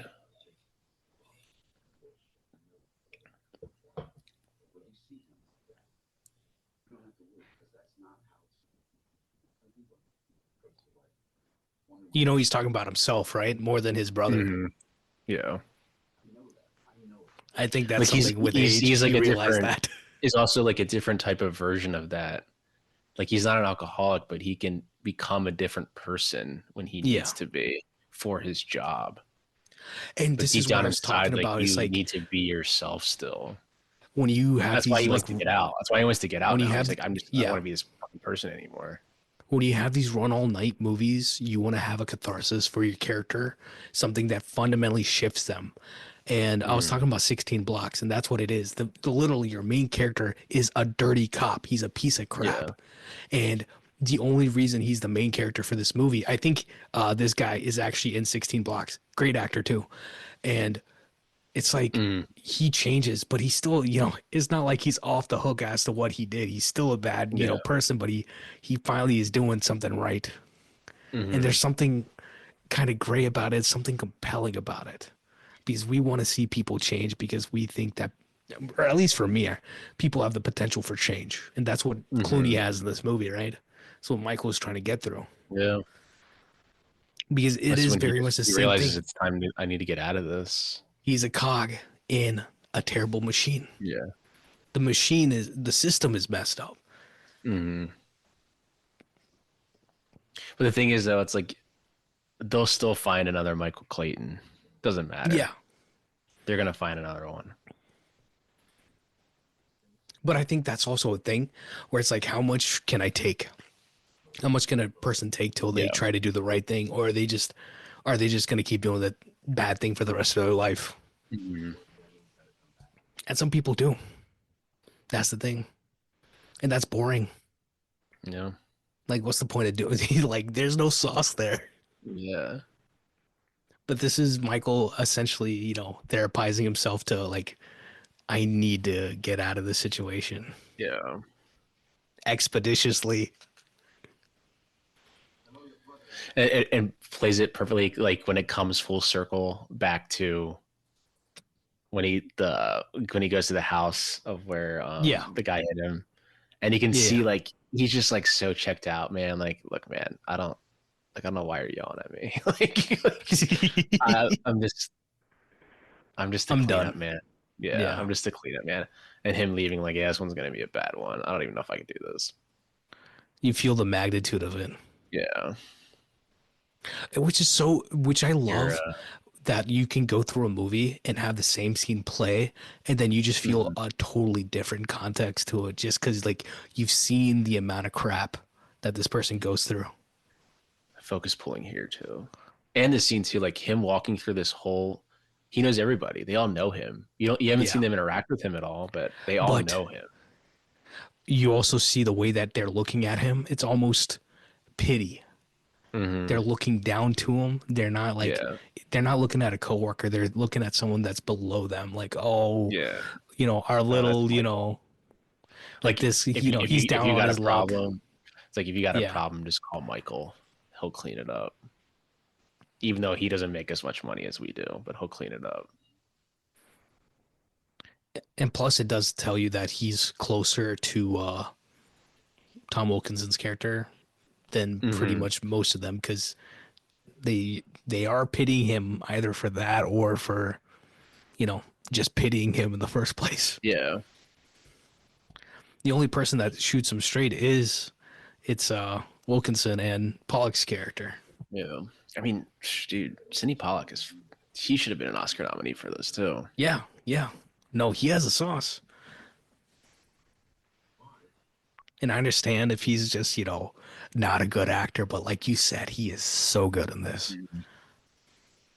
I think he originally wanted to direct it, and then Tony Gilroy was like, "No, I want to direct it," and he's like, "Okay, I'll produce." No, but He's like, "I want to help you make this movie," because it's like there's after being in Hollywood all those years, in a long time. Yeah, like it tells you something about his ego that he's like, "That's fine. I just want to be in this because I believe in it." he produced Other it, people will be like, started "No, it. I only want to do this if I can direct it, or else you can, you can f off." And that's not what he said. He's like, "I want to help you make this." It's like the best scripts I've read in fucking a long time. And thank God he did, because he passed away a year later.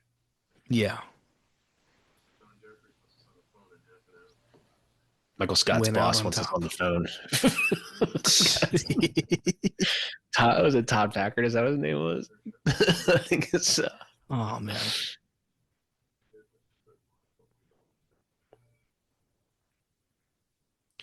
Because he's like somewhat on his side in a way, being like, look. But that's the thing. It's like this is like even he's like, this is above me. I can't do much. Isn't he a villain though? Yeah, in a way, because he's still with them. Think about but in his way, he's Michael basically Gambit's saying, character. This is above us, and you can't change it. It's basically what he's like saying. This is above us. But that's the thing. It's a willing. It's you can call it apathy. Right there. There's your clue right there. How dark that is.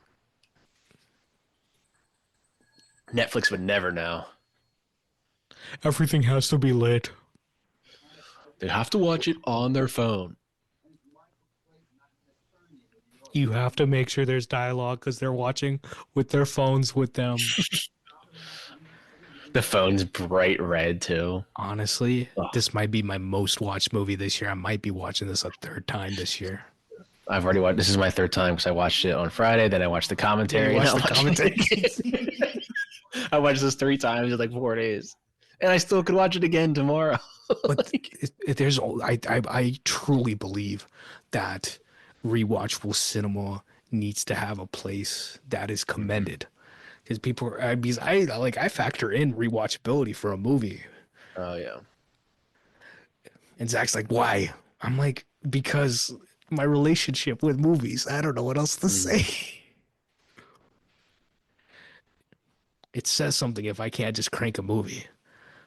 And I'm not talking about like a Schindler's List. I'm talking about, it's like, yeah, of course, that's not an easy watch, but it's a great movie. But there's also the movies like this where it's like, I keep coming back to this. I keep doing this because it's compelling. Mm-hmm. I always say it, from like 2000s and back, to me, have way more rewatchability than movies today. Obviously, there's movies today that are rewatchable, but my most rewatched whenever movie. I go back to rewatch something, I always go like 2000s or back. Since 2018, my most rewatched movie is Mission Impossible 6. And one of the reasons is because Rob Hardy, I was talking about it today on Twitter, Rob Hardy shot the crap out of that movie. Mm-hmm. The action runs, the editing is amazing, the dialogue, amazing, acting, amazing. It's like, it is rare that they do that stuff. And it's like literally they went and they shot the next movie digitally. It looks completely different. It's still good, but it's not as good as what they did before. Mm-hmm. I rarely have movies I rewatch a lot nowadays, which sucks. Yeah. And that includes time. Since these two are in this scene together, I want to tell these two have my 2 favorite award acceptance speeches. When Merritt Wever, I think she won for Godless. I think it may have been Best Actress in a miniseries, or maybe it was the other show with Caitlin Dever that you said. Was it like Inconvenience or something? Was it? Unbelievable. It's she plays a detective in that, and yeah, it was either that one or she won like best actress for it, and then she went up to the stage and was just like, "Yeah, I gotta go," because everyone was just like looking at her, like, "I'm not gonna sit here. I'm gonna leave." So I loved that. And then my favorites is Clooney's because he had won for Syriana. So I guess 2006. Yeah. So it was the year before. And he was nominated for directing and picture for Good Night and Good Luck. So when he won for Better movie. Syriana, Better movie. he walked up and said, "Well, I guess I'm not winning directing." Just, you're not going to give me 2 tonight. No, That's all but he literally, says. Like, that's great. it But is better. That's the George Clooney charisma. Well, I'm not winning directing. Like he knows what to say there. That's why this movie is so different from then what he. I mean, Syriana is kind of like this vibe in a way, but it's him going up for accepting that award is Danny Ocean. Okay. I don't want to dunk on the man. What about the Good German? I don't want to dunk on this man. Worst movie. It's okay. But Clooney fell off as a director since like 2014. Oh yeah, no, I agree. I don't even think he's The Ides of March maybe is his best directing work. But yeah, he's that Good Night, Good Luck. He's not a bad director. He's just a very like, God, I wish he was a better director. I just wish he made better movies. You know, no fault to him. I love football. George Clooney's I think I've realized he's one of my favorite actors. Oh, he's especially this 2000s, like late 90s, 2000s era. Like, throw me a Clooney on, I'll fucking watch it. He's like Harrison Ford to me. He feels real. Yeah, he's like a new minus the action. He's a new generation of like, this dude was a movie star. Like, it's fucking George Clooney. Like, one thing I love about George is his hair. Mm-hmm. Like, he doesn't really dye it, and he just embraced it, and it's in his movies. People don't give him crap for it. No. And it's like, God forbid you act your age. Yeah. But yeah, I do agree. Like, I think I saw he made The Boys in the Boat. Was okay. Not bad. But that's what I'm saying. It was fine, and we're not looking for fine. Yeah. I would say, and I do really like The Ides of March. I think The Ides of March is really good. I do too. That came out when I was in high school. I really enjoyed that. He made one. Leatherheads wasn't good. Yeah. Leatherheads is okay. Monuments Men, I was so excited to see that. I was like, this cast is stacked. Stacked on stack cast. And then, watching it, you're just like, damn. Again, I don't think it's a terrible movie. It's just like this could be so much better. Yeah. Yeah, I don't think. I mean, Good Night and Good Luck is probably his best film, which there should be a 4K of that because I think I texted you. I was like, the Blu-ray is awful. The sound quality is terrible. Who shot that one? Well, Bob Elswood. He shot this too. Yeah, he shot that. Yeah. Yeah, it's Clooney's run in the 2000s. I mean, this is probably the pinnacle of it. Like, this is the Mount Rushmore. This is the top. Yep. And it's like, I do like the other work. I personally love Up in the Air. And I group The Descendants as like the end of that run. I guess in the Ides of March was the same year, but he's not really like in the Ides of March that much. I group The Descendants as like that's the end of that era of his like work because he's fantastic in The Descendants too. Fantastic script. Well-made movie. And now he sees the book on. This shot is after CGI. This shot's CGI right here. When he looks at the notes. Yeah. The notes are all like it's all CGI'd. Like the highlight, all like the note taking. That's awesome. Right there. And that picture CGI'd. And there's your horse reference. So maybe that's why he stopped. Because it was the horse on the hill with the tree. And you saw it in the book. Being like, oh, it's like the realm and conquest. Like he's seeing it in real life, even though it's supposed to be like a kind of like, I think it's supposed to be like a Game of Thrones type of thing. Yeah. But then he saw that same image in real life and there's 3 horses. And he was like, hold up. And he says, not 4, the 4 horsemen of the apocalypse. We better start driving. Tony Gilroy said this is his least favorite line and he hates it. Whatever the female cop says. I'll blow your head off or something. He's like, ugh, I hate that line. You told me cops don't do that. Yeah. I think he says, I'll blow your head off. I mean, Take Your Head Off is good, but it is corny. Very Oh, take corny. your head off. Yeah, I think he's just like, I just wish I had a better line. I just couldn't think of anything. But whatever. It's like, what am I gonna do? What won Best Original Screenplay that year? 2008 Oscars, 2007 movies. Which one Best Original Screenplay? Oh, Juno. Diablo Cody. I'd still give it to Michael Clayton. Sorry, I would Diablo. too. And that's the thing. It's like what we're always, putting objective motions on subjective work, but it's like, are we awarding it for the story, the writing, like what is it? The Legacy. effect of it to the culture? Because it's Is it the like Get Out won a legacy? screenplay award. It's gonna happen to like Paul Thomas Anderson, where it's gonna be like he's gonna win an Oscar for not his best work, but just to be like, Yeah. it's your time. You know who's gonna happen to? It's gonna be Timothy Chalamet. He's gonna win an Oscar for not. He's the new Yeah, it's gonna be Leo. some. They're, It's they're gonna gonna be. make him wait. He's gonna be like 30, 40.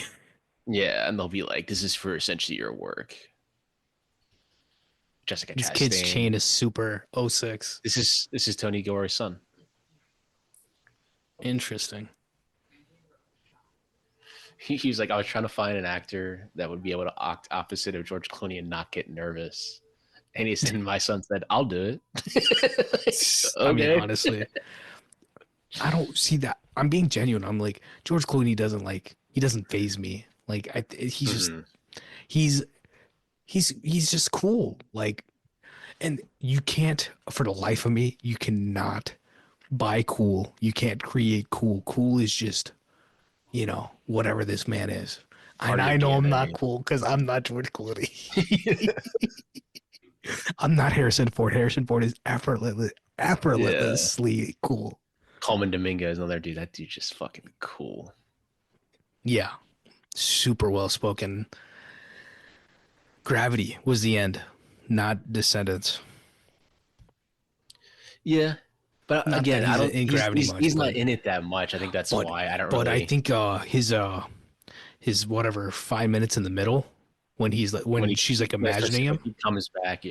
Yeah, that's a that's good scene. pivotal. Yeah. But yeah, I would This still is cap so this the 2000s Descendants as core. the last. Again, this Yeah, very 70s, like far away, things moving in the middle of you, but you're still staring at each other. You're using the inside space there. Yeah, this is all anything you like talking like this, see, you say like this. 70s, but I'm just like, isn't that the right way to shoot this though? It This is how is. I would do it. That's what they figured out in the 70s. Like, why don't we shoot it this way? That woman that was just speaking to him, she's in something too. I recognize her. Wasn't she in Billions? Yeah, I've never seen Billions, but I she's always the saw previews therapist in for it. Billy. She's Paul Yeah, Giamatti's wife. I never saw, but I always saw the previews for it because I remember when I rewatched it, I was like, "Oh yeah, that girl."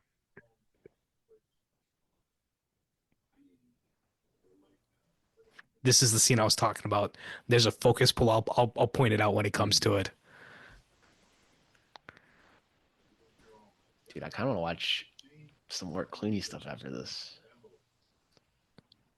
What are you gonna There's watch? a 4K. There's a 4K for Out of Sight now. No, I don't know. I don't have it. Out of Sight is still great. I've rewatched it last year before. no, Still a fantastic. banger. Might Oh arguably brother, where be art thou? Obviously, all the Ocean's movies. besides Ocean's 11. I think Out of Sight might be Soderbergh's best work. I can agree on that. Hot take. Hot take. I Would be a do hot love, I do love 12 and 13.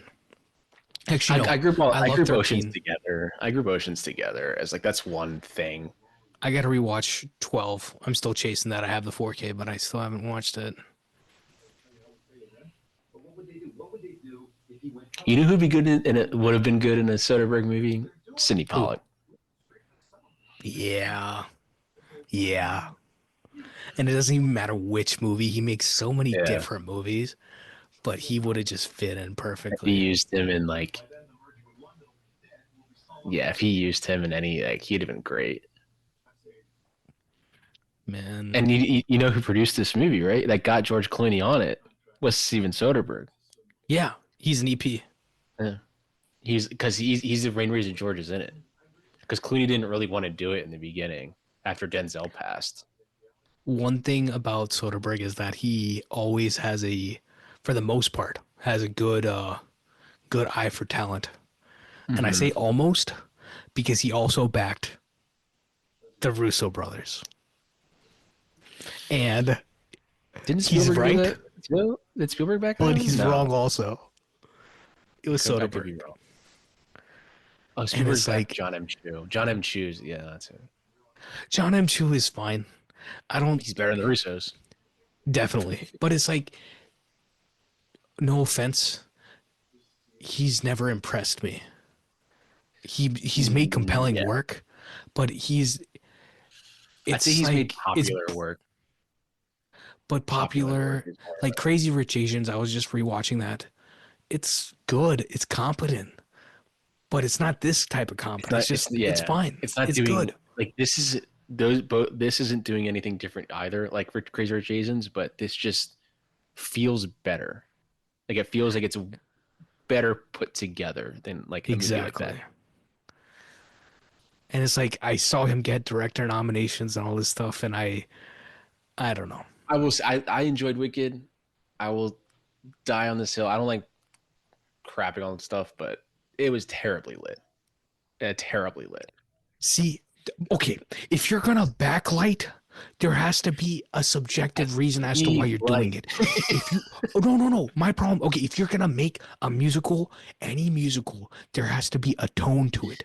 and it's And not if you're just gonna light it any with musical backlight too. and try to make it something that's kind of naturalistic or something this or that, you're missing the They entire tried to make point it of why natural. you're They making tried to a make musical.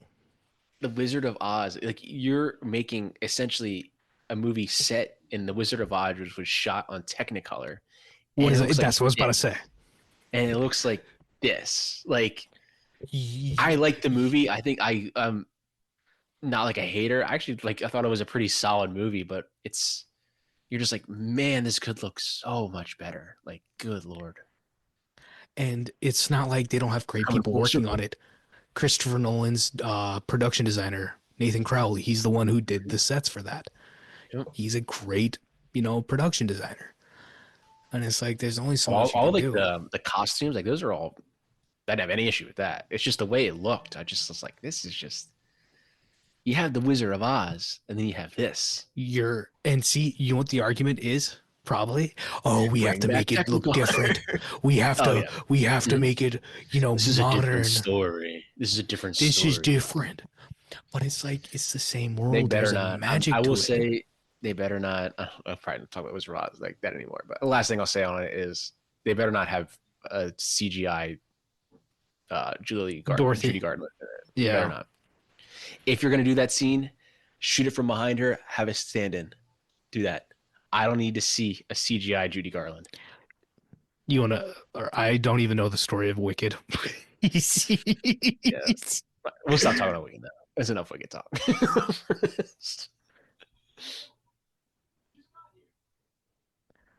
Dude, there's 2 billion people in this. Is this where he was like, "Hey, I got a show for you, but it's going to be like another 10 years. It's called billions. Right now, it's only called millions, but it'll eventually be called billion." It'd be billions.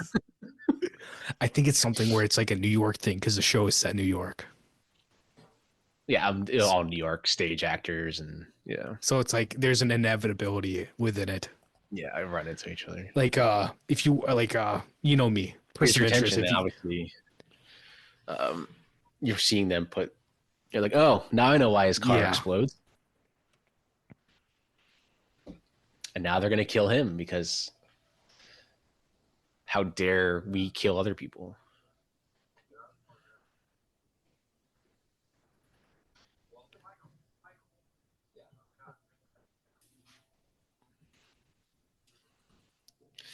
Damn, the tension.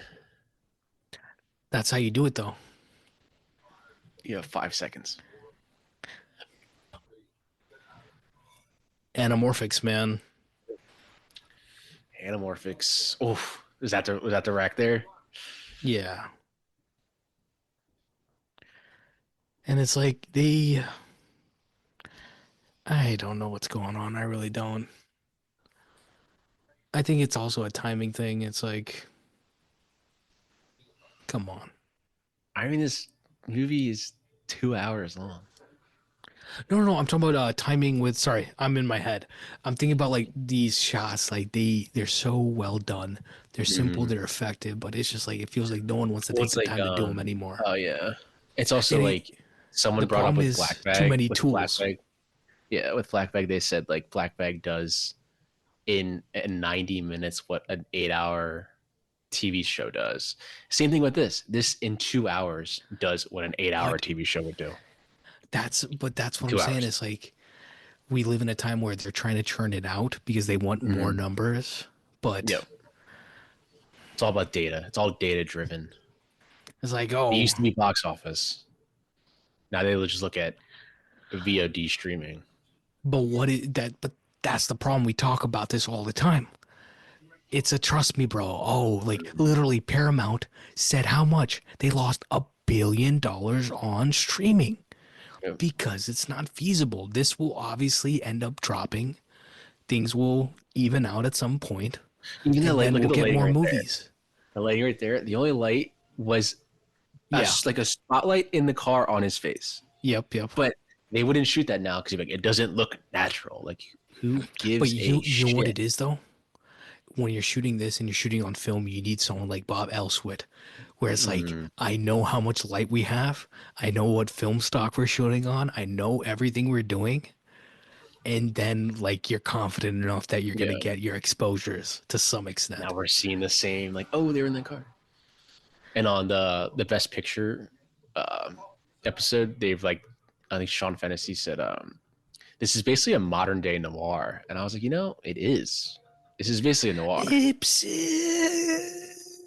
in a way. In a way, in a way, I'm a noir fan, but like, but that's what I'm saying. They're trying to label the movie, but it's like this movie does There is a not. death. It's There is a kill. there's not like a crazy I don't know. It's not following one genre per se.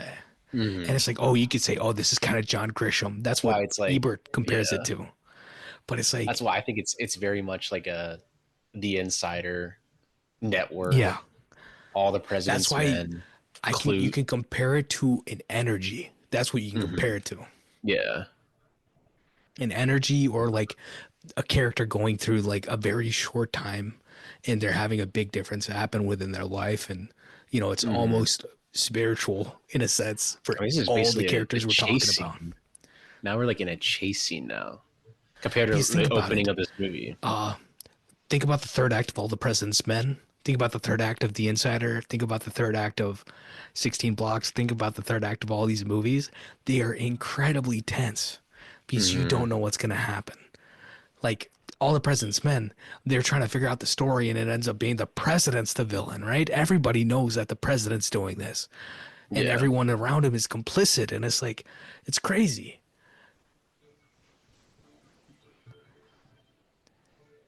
The Insider, it's like, we know what the story is. We know exactly what's going Mm. on.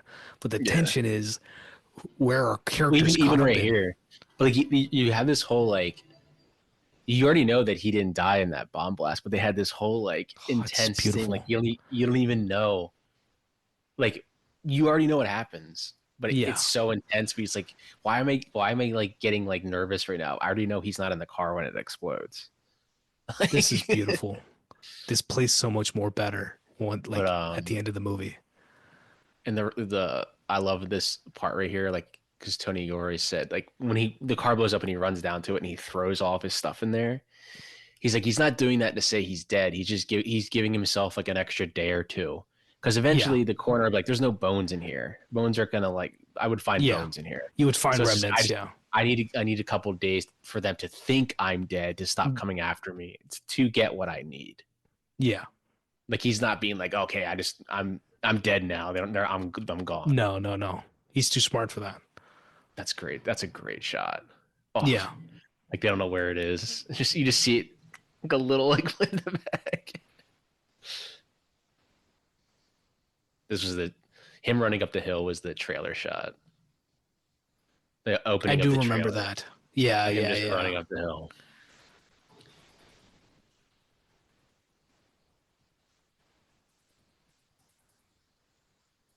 Got to be dead.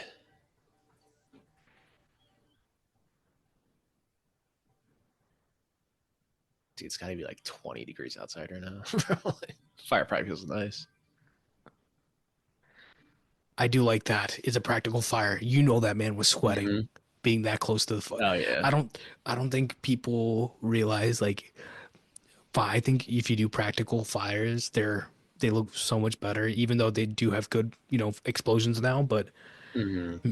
like you can't beat what that is. And What it to looked have like. your main actor get that close and do that little thing, it adds to your movie. Mm-hmm. That is cinema. Here we go. His brother's gonna pick him up now, and not in a Mercedes, in a beaten down car, because his brother is an alcoholic. Yeah, he just says what? Look at the light. Yeah, it's almost like overexposed. Yeah, but it's like it's Yeah, almost he this says come to what right Jesus there. moment, right? Yeah, what? But it's like I think it's great. Like that's all it was. Like just get me out of here. Deep But down, he can always that's what I'm call saying. his brother will still How many come and shots get was him. that? How many setups was that?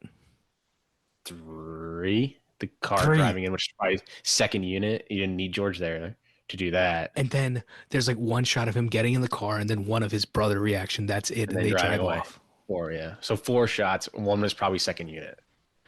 And it doesn't, it literally, it's so good. But I love this. Like they're like, yeah, Michael Clayton's car exploded. Like them all Yeah. being like, shit. The Like reactions. Michael's Yeah. Michael's dead. Yeah. Like they think he's dead, obviously, but yeah. Ever since I heard that, yeah, she's like, I'm gonna play this character like I'm their actor. Like they're hiring me to do this. So she's Yeah. like really bad at it. And you're Yeah. like, damn, she fucking nails it. And like they were talking about this like pantsuit. It's like it just does not look good. Like it's very Yeah. like but it works so perfectly. And she's in a room full of men. And she's the only woman Yeah. there. Tilda's fantastic in this. She like Then lays her again, clothes down like she's a robot. Like she's yeah. literally it's an audition almost. Like you're Yeah. getting nervous for audition.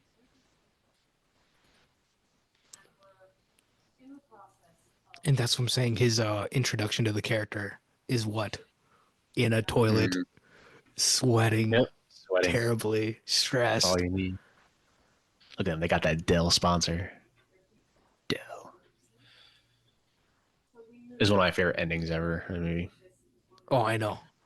This I whole ending listen to this. back and Listen to forth. this. I saw the ending of this movie and then I watched the whole movie. I'm being serious. John Gilroy said this ending.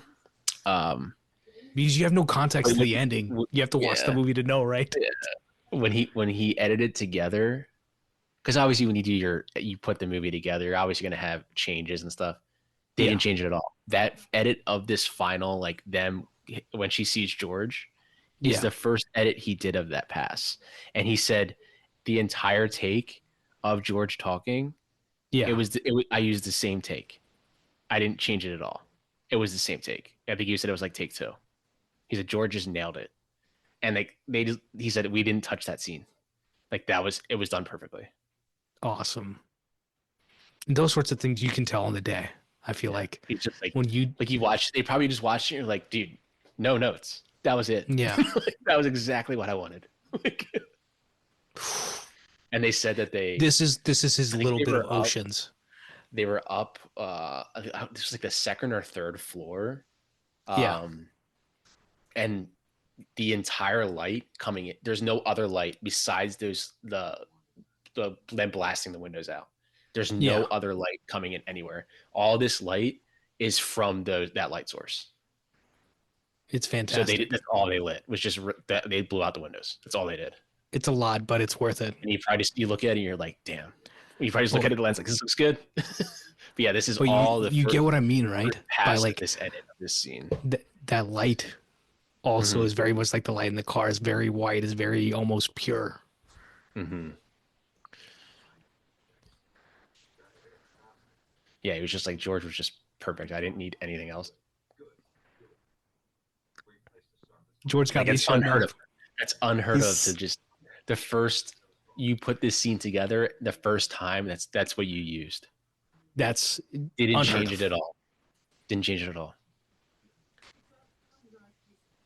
Dude, I'll pull this up on YouTube like sometimes at work just to watch Yeah. it. I'm the guy you buy. Yeah. It's a hard line to say. Are you But so fucking blind you don't even see what I am? To say that really fast is actually, I've tried to say that and I stutter over the line. It's really hard to say. George is fantastic, man. Mm-hmm. And I'm telling you, This this had is only just come another out in part of the script. 2006. This came out in 2006. He wins probably best actor. Yeah. They I mean, this scene. they could won have had her. all this information at the Her beginning. entire Like, reactions here. oh, So good. it's perfect. When she says, "You don't want the money," like the way she says that, like you don't Yeah. want the money, like she knows it's over right there. Like, My favorite shot's obviously the one, where she, you know, gets into the little ball and she's out of focus, and I'm just like, oh okay, yeah, you just see her cut the drop to check. her knees. You know what's funny? I also watched Superbad this weekend, Yeah. and this in That's Superbad had 07 the too, same. right? It was 7 too, but two Yeah. movies that came out to this 2007 have the same ending of escalators going in opposite directions. They're moving on. It's like the same thing. Like Yeah. he's moving on the escalator and the past is going, he's going the other way. It's literally like Evan and what's his name? Yeah. It's the same exact thing. I was like, dude, this is the ending of Michael Clayton. It's the same fucking thing. Companion movie. Just for the end. Escalators. Oh man. You're a weed killer. You're basically a tobacco plant.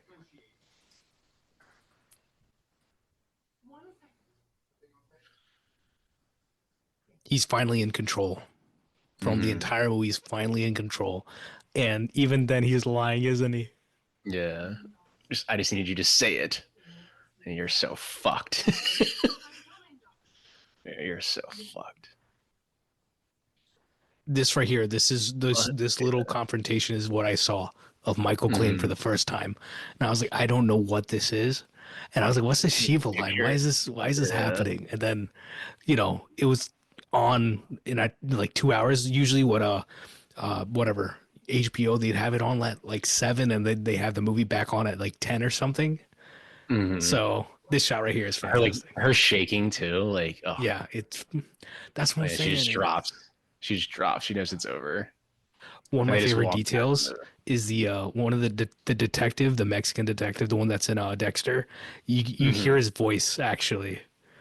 Oh really? And he's one of the guys walking by. It's like, sir, like yeah. This is their only. They use a crane here. Is the only time they use them coming up. Inside? In the crane inside, yeah. It was their only like big quote unquote big budget shot. Bringing the crane in there because they needed to get it to go over to the escalator. Yeah.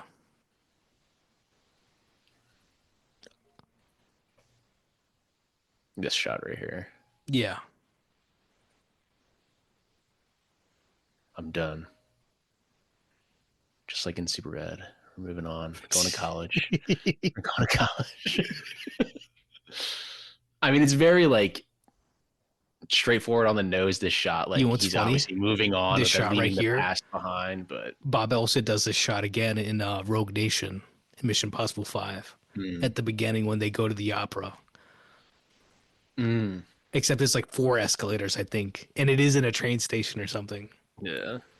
Little fact for everybody: the guy voices this taxi driver is the director himself, Tony Gilroy. I love when movies end like this, when it's still playing and then you just see like the credits just pop up on the screen. You're like, fuck My yeah. favorite one I think you just like you recently. sit there and you just go, fuck yeah. Like, let's My go. favorite one recently is "Call Me by Your Name." Mm-hmm. Yeah, same type of thing. You just sit there and Because you're sitting there my with that biggest emotion. I have a pet peeve though. He says, give me $50 worth. The Yeah. song title is called $25 worth. And I get so annoyed. This song playing right now is called $25 worth. The James James Newton Score. Howard. Yeah, it's called $25 worth, but he says, give me $50 worth. That's like my only pet peeve. Anthony Minghella. That's another big director right there. Yeah. Yeah, there's Soderbergh right there. Yeah. This They might be said the that, first time we're I actually think going into the credits, when because they were, the credits are actually rolling. yeah, when they were driving, like they just let it play, and obviously, and then they all cut or whatever. And I think Tony Gore asked, like, what were you thinking about that entire time? He's like, I just played the whole movie. He said, I just replayed the whole movie in my head.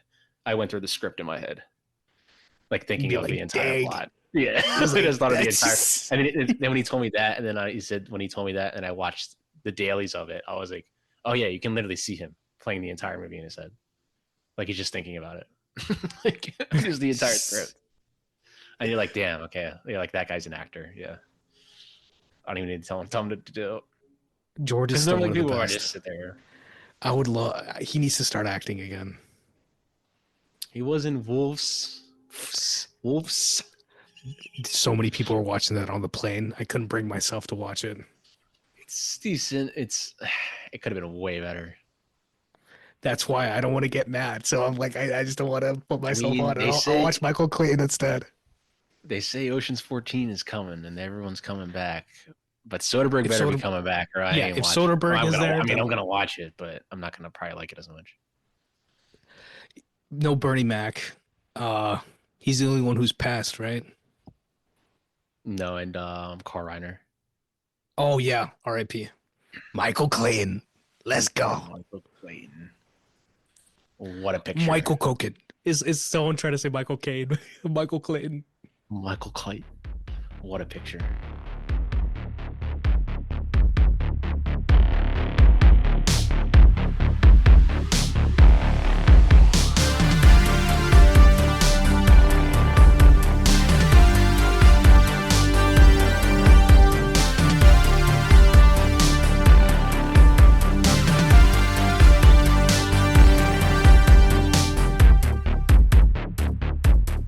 This podcast is hosted and edited by Pat Brennan. That's me, with intro and closing music by Patrick Baxter.